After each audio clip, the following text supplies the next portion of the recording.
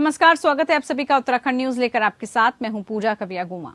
विधानसभा के बजट सत्र समाप्त होने के बाद हल्द्वानी पहुंचे कांग्रेस विधायक सुमित हृदेश ने प्रेस कॉन्फ्रेंस करते हुए राज्य सरकार पर जमकर निशाना साधा।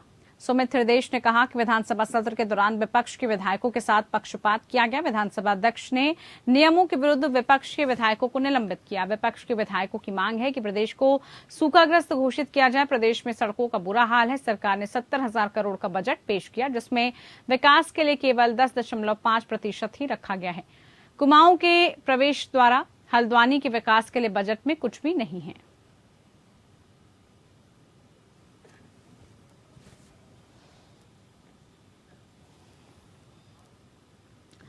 चारधाम यात्रा शुरू हो रही है। इसमें देश विदेश से लाखों की संख्या में श्रद्धालु यात्राओं पर आएंगे, जिसके चलते सरकार ने यात्रियों की सुविधा के लिए कई तरह की तैयारियां की हैं। चारधाम यात्रा का पहला पड़ाव धर्मनगरी हरिद्वार में पड़ता है। इसको देखते हुए हरिद्वार जिला प्रशासन भी अपनी तैयारियों में जुटा हुआ है। यात्रा पर आने वाले श्रद्धालुओं को हरिद्वार में गढ़वाली व्यंजन का स्वाद मिल सके, इसके लिए हरिद्वार पर्यटन विभाग ने तीर्थों में रेस्टोरेंट की शुरुआत की, जिसको बेरोजगार महिलाओं द्वारा चलाया जाएगा, जिससे इन महिलाओं को रोजगार भी मिलेगा, जिसका शुभारंभ जिलाधिकारी विनय शंकर पांडे ने किया है।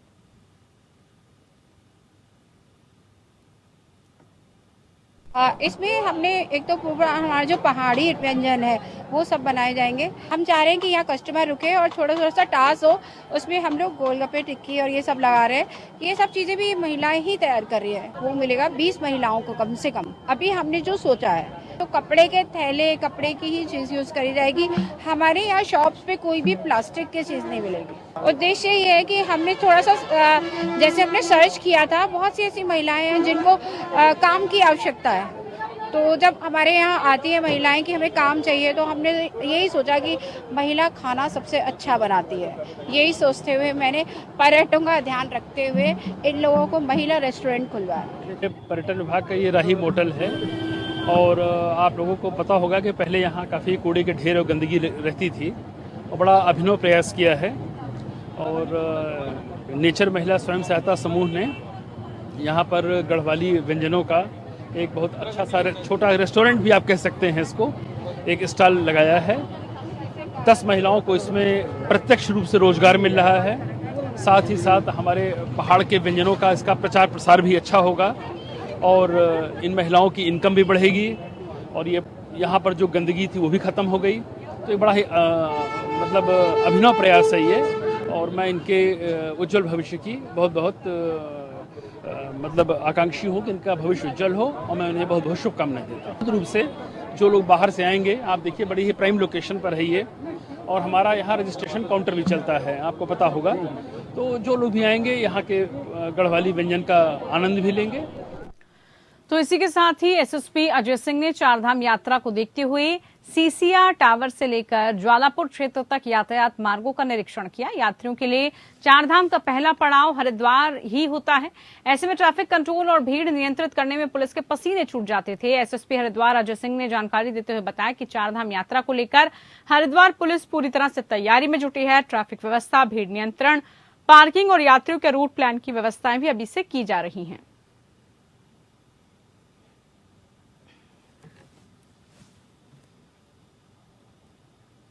पशु चिकित्सा विज्ञान में आयुर्वेद के महत्व को समझने के लिए उत्तराखंड आयुर्वेद यूनिवर्सिटी की ओर से ऋषिकुल आयुर्वेद कॉलेज में सेमिनार आयोजित किया जा रहा है। सेमिनार दीनदयाल कामधेनु गौशाला समिति और उत्तराखंड आयुर्वेद यूनिवर्सिटी संयुक्त रूप से आयोजित कर रही है, जिसमें देश भर के कई स्थानों से पशु चिकित्सा विज्ञान के विशेषज्ञ और शोधार्थी पहुंच रहे हैं।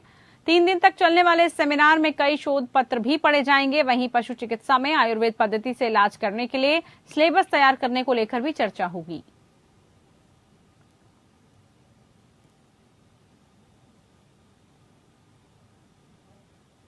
आयुर्वेद की भूमिका अत्यंत महत्वपूर्ण है, चाहे वो पशु चिकित्सा के रूप में हो, चाहे मनुष्य की चिकित्सा के रूप में। आयुर्वेद एक तरह से प्राकृतिक चिकित्सा पद्धति है जिसमें हम जड़ी बूटियों का और हर्बल हर्ब्स का और मिनरल्स का इस्तेमाल करते हैं। और विभिन्न आयुर्वेद की जो हमारी और चीज़ें हैं, जो उपादान है, उनका उपयोग इसमें किया जाता है। ये बहुत प्राकृतिक चीज़ है और आप देखते हैं कि पारंपरिक रूप से भी हम पशु चिकित्सा में आयुर्वेद का बहुत से यूज़ करते हैं। और ग्रामीण क्षेत्रों में हर व्यक्ति जानता है कि पशुओं की विभिन्न बीमारियों में कैसे हम अपने जो घरेलू जो हमारे नुस्खे हैं उनको हम कैसे उनकी चिकित्सा में यूज़ करते हैं, हर कोई जानता है। लेकिन इसको वैज्ञानिक रूप से प्रतिस्थापित करने के लिए एक संगोष्ठी की जा रही है। इसमें वेटरनरी विज्ञान के जितने भी चिकित्सक हैं, जितने वैज्ञानिक हैं और आयुर्वेद के जो चिकित्सक हैं और वैज्ञानिक हैं, मिलकर इस बात को वैज्ञानिक रूप से प्रतिपादित करेंगे। और इससे कैसे देखिए, महत्व बहुत बड़ा है, ये शुरुआत है आप कह सकते हैं। पुरानी नुस्खे हमारे पूर्वजों के द्वारा चले आए, आज भी वेटरनरी प्रैक्टिस में इस्तेमाल होते हैं, लेकिन उनकी साइंटिफिक वैलिडेशन आज तक नहीं हुई। पिछले कुछ समय से केंद्र सरकार ने प्रयास ये शुरू किए हैं और इस तरह की जो संगोष्ठी होंगी उनके द्वारा ये प्रयास को बढ़ावा मिलेगा। आने वाले समय में हम आयुर्वेद के कोर्स कुरिकुलम भी वेटरनरी साइंसेज के जो सब्जेक्ट है, जो सब्जेक्ट उसमें शामिल करेंगे। और अगर कोई पायलट प्रोजेक्ट यूनिवर्सिटी की तरफ से आता है जिसको वैलिडेशन मिल सके साइंटिफिक, वो भी करेंगे। तो एक तरह से आयुर्वेद को अब LSD में हमने देखा है, कोरोना में ह्यूमन में देखा है, LSD जब बीमारी आई तो गायों में देखा, आयुर्वेद का बड़ा प्रभाव रहा है। तो जो पुरानी परंपराएं हमारी उनको आगे बढ़ाने का काम अब साइंटिफिक तरीके से सरकार करे। इधर राजकीय उद्यान चौबटिया को नीदरलैंड के सहयोग से उत्कृष्टता केंद्र के रूप में विकसित किया जाएगा। इसी कड़ी में नीदरलैंड के वैज्ञानिकों ने उद्यान का दौरा किया और वैज्ञानिकों ने क्षेत्रीय काश्तकारों और व्यक्तिगत खाद्य प्रसंस्करण इकाइयों के प्रतिनिधित्व से वार्ता कर उनके सुझाव लिए। वहीं उद्यान विभाग के संयुक्त निदेशक डॉक्टर BK गुप्ता ने बताया कि सेंटर ऑफ एक्सीलेंस के संबंध में शीघ्र विस्तृत कार्य योजना तैयार कर भारत सरकार को प्रस्तुत की जाएगी। सेंटर ऑफ एक्सीलेंस के बनने से स्थानीय काश्तकार लाभान्वित होंगे।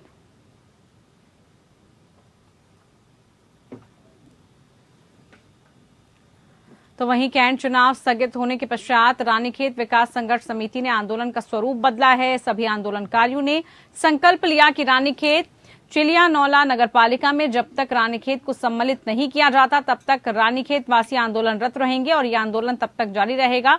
इसके साथ ही लोगों ने ऐलान करते हुए कहा कि वो मांग पूरी न होने तक किसी भी चुनाव में हिस्सा नहीं लेंगे और 2024 लोकसभा चुनावों का बहिष्कार करेंगे।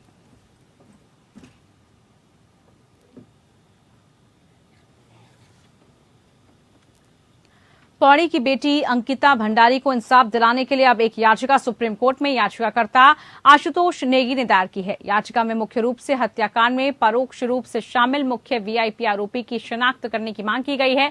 उन्होंने और हत्याकांड में शामिल और अभियुक्तों के खिलाफ SIT के कमजोर साक्ष्य संलग्न और असंतुष्टि को लेकर CBI जांच की मांग की है। वहीं SLP सुप्रीम कोर्ट के जस्टिस KM जोसेफ और जस्टिस BV नागरत्ना की डबल बेंच ने दायर याचिका को स्वीकार करते हुए उत्तराखंड सरकार से अभी तक स्टेटस रिपोर्ट तलब करते हुए बताते चले कि याचिकाकर्ता आशुतोष नेगी और अंकिता के माता पिता सोनी देवी और बीरेंद्र भंडारी द्वारा इससे पहले उत्तराखंड हाईकोर्ट में एक याचिका इस केस की CBI जांच की मांग को लेकर दायर की गई थी, लेकिन हाईकोर्ट जस्टिस संजय कुमार मिश्रा ने CBI जांच से इंकार करते हुए अपना फैसला सुनाया था। ऐसे में अब याचिकाकर्ता आशुतोष नेगी ने सुप्रीम कोर्ट में याचिका दायर की है।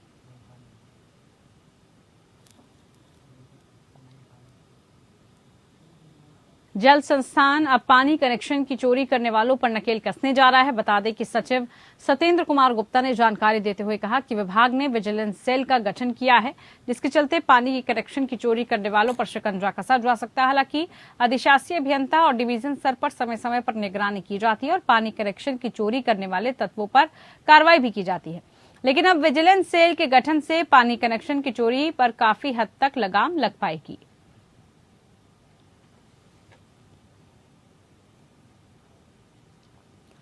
हल्द्वानी के सुभाष नगर क्षेत्र में पुलिस ने घर से चल रहे शराब कारोबार का भांडाफोड़ किया। मुखबिर की सूचना पर पुलिस टीम के साथ सिटी मजिस्ट्रेट ऋचा सिंह भी मौके पर पहुंची, जहां चेकिंग करने पर 2 घरों के कमरों से पुलिस ने भारी मात्रा में अलग अलग ब्रांड की शराब बरामद की। बताया जा रहा है कि जब पुलिस मौके पर पहुंची उससे पहले ही शराब तस्कर कमरा बंद कर वहां से फरार हो गए, जिसके बाद सिटी मजिस्ट्रेट ऋचा सिंह ने दोनों कमरों को खुलवाया तो नजारा ही अलग दिखा।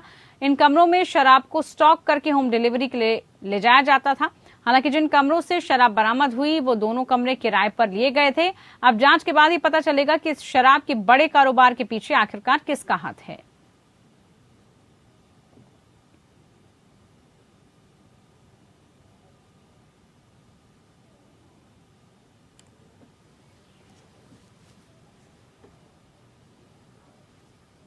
इसी के साथ पुलिस और एसओजी टीम को बड़ी कामयाबी मिली है, जहां काठगोदाम थाना पुलिस और एसओजी टीम ने गोलापार के खेड़ा क्षेत्र से 102 ग्राम स्मैक के साथ एक तस्कर को गिरफ्तार किया है।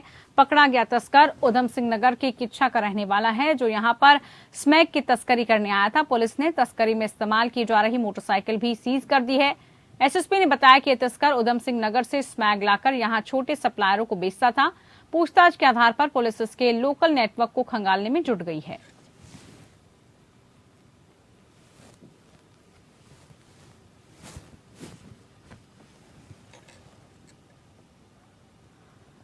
तो वहीं सिविल अस्पताल रुड़की में ऐसा शवगृह बनने जा रहा है जो प्रदेश के किसी भी अस्पताल में नहीं है। ये दावा हम नहीं बल्कि अस्पताल के सीएमएस संजय कंसल ने किया है। दरअसल रुड़की सिविल अस्पताल के मौजूदा इस शवगृह में 6 शव रखने की व्यवस्था है। जल्द ही शवगृह में 14 शव रखने की व्यवस्था हो जाएगी। इसी के साथ इस शवगृह में फ्रीजर भी नहीं होगा।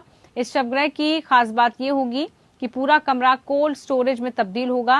रुड़की के सिविल अस्पताल पर रुड़की शहर ही नहीं बल्कि रुड़की तहसील में 5 ब्लॉकों में आने वाले सैकड़ों गांव निर्भर हैं, जिसके चलते सिविल अस्पताल में प्रति 2 से 3 दिन में शव यहां आते हैं। वहीं कई बार तो शव की शिनाख्त भी नहीं हो पाती, जिस पर परिजनों के ना पहुंचने के चलते शव को 72 घंटे तक शवगृह में रखना पड़ता है। तो प्रदेश का पहला कोल्ड स्टोरेज शवगृह बनाया जा रहा है रुड़की में, जिससे आसपास के जो अस्पताल हैं उनको भी काफी राहत मिलेगी। परेशानियां जो आया करती थी अक्सर डेड बॉडियों को रखने की, शव को रखने की, उससे निजात मिल पाएगी। सीएमएस संजय कंसल ने ये जानकारी दी।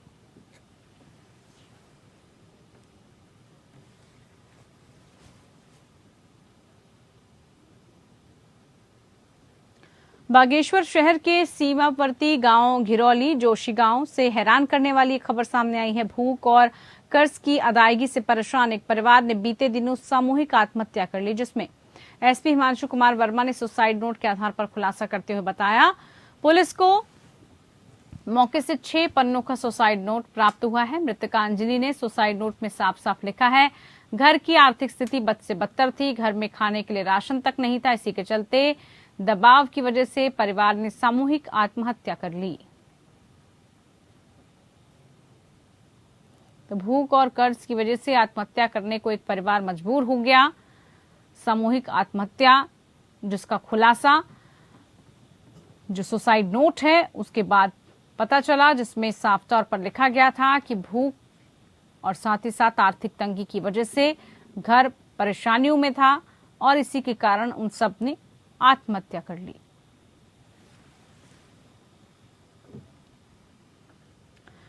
रामनगर वन प्रभाग के कोटा रेंज के ओखलडूंगा ग्राम में एक गुलदार मादा तारों में फंस गई, जिसकी सूचना वन विभाग को दी गई। सूचना पर पहुंची वन विभाग की टीम ने देर रात लगभग 1 बजे गुलदार का सुरक्षित रेस्क्यू किया। वहीं संबंधित के खिलाफ वन अपराध के तहत केस दर्ज कर लिया गया। मामले में वन विभाग ने जांच शुरू कर दी। मादा गुलदार को हल्द्वानी रानीबाग स्थित रेस्क्यू सेंटर भेजा गया।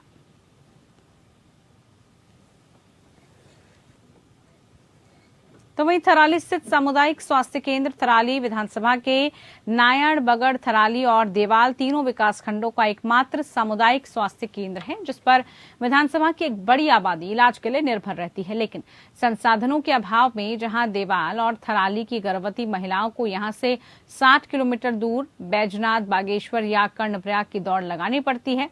अब यहां की प्रसूताओं को अल्ट्रासाउंड के लिए लंबी दूरी नहीं नापनी पड़ेगी। थराली विधायक भोपाल राम टमटा ने बीते दिनों स्वास्थ्य मंत्री धन सिंह रावत से मुलाकात कर इस समस्या से निजात दिलाने की मांग की, जिस पर शासन ने राजकीय अस्पतालों में रखी एसी अल्ट्रासाउंड मशीनें, जिनका वर्तमान में कोई भी उपयोग नहीं कर सकता, ऐसी मशीनों को थराली सामुदायिक स्वास्थ्य केंद्र और नंदा नगर को हस्तांतरित करने के निर्देश दिए गए हैं।